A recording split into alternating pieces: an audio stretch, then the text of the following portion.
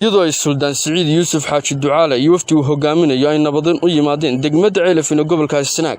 ayaa beelaha reer Dood iyo Sambuur oo kamid ahaa ergooyinkii ka qayb qaatay si nabad looga shaqayn lahaa ee la iskugu soo dhaweyn lahaa beelaha walaalaha ee ku dhaqan deegaanada degmadaasi Ceelafweyn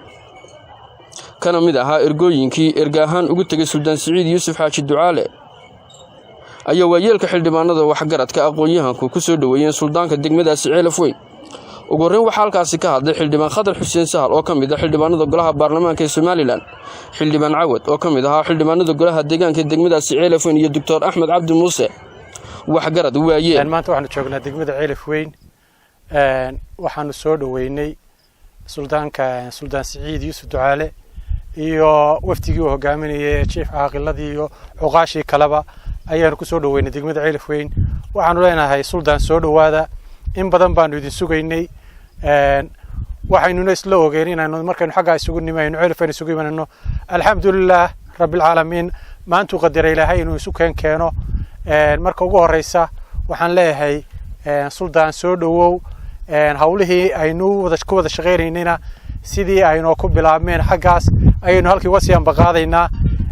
waxaan kaloo u hambalyeeynaa oo aan leeyahay halkii hawsha aynu ka sii wada qaadaynaa wasiirada halkan jooga ee uu hogaaminayo wasiirka arrimaha gudaha garabkii kale halkan joogay maxay tahay Beesh Axmed Faarax isku mid bayna culimadii beelihii kale ee ka qayb qaatay intii aan hawsha ku jiray nala shaqeynayay intaba waxaanu leenahay aad iyo aad baa u mahadsantihiin waxay maanta guul ah inaynu nabadgelyada wajigii hore aynu soo xidhnay dhammaantayo daan waxay labada beelood ee halkan jooga ee Dood iyo Sambuur dhowr iyo 20 cisho ka badan ka shaqeynay nabadda iyo isku soo dhawaan lahaa nabadana laga wada shaqeyn lahaa dhalinyaro iyo aqoon-yahan iyo waayeel iyo odayaalba aanu tacab badan gelinay ilaahay baan ugu mahadnaqaynaa maanta inay nabad noqotay suldaankiina yimi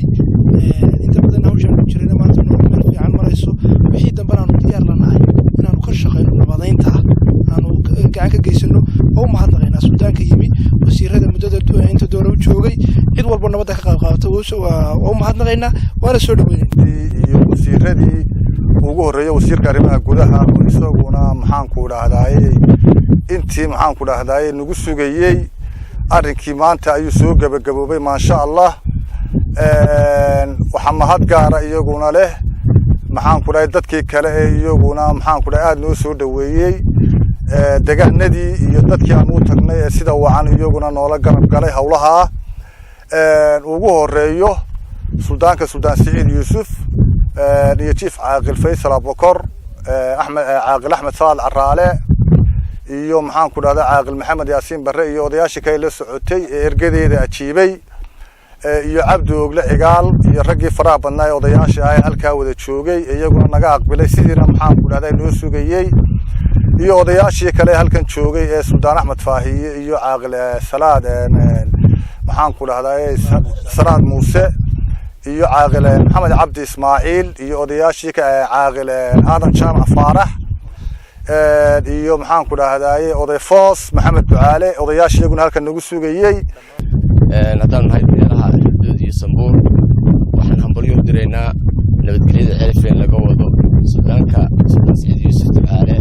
oo maanta soo gaaray degmada Ceelafweyn arintiisana labadan beelood aad iyo aad ugu mashquulsanaayeen isukeenkooda waxaan hambalyo iyo bogaadin u direynaa suldaanka iyo cid kasta oo ka shaqeynaysa nabadgelyada degmada Ceelafweyn anigoo ku hadlaya beelaha Sambuur iyo reer Dood afkooda aan ku hadlayo ilaahay baa mahad leh waxa aanu hambalyeeynaa nabadan maxaan idhaahdaa degmadan Ceelafweyn aad iyo aad baan u hambalyeeynaa waxaanu hambalyeeynaa nabadgelyada ka xidhantay maanta degmadan Ceelafweyn waxaanu hambalyeeynaa imaatinka suldaanka Suldaan Siciid Yuusuf Ducaale aad iyo wafdida uu hogaaminayo aad iyo aad baan u hambalyeeynaa